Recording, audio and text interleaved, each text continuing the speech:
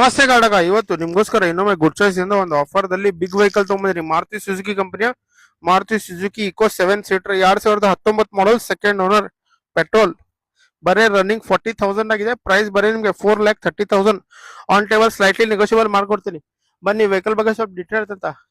ಚಾಯ್ಸಬಲ್ number ಇದೆ vehicle ದಲ್ಲಿ. Clean halogen head lamps ಇದಾವೆ. 80% ಟೈರ್ ಇದೆ.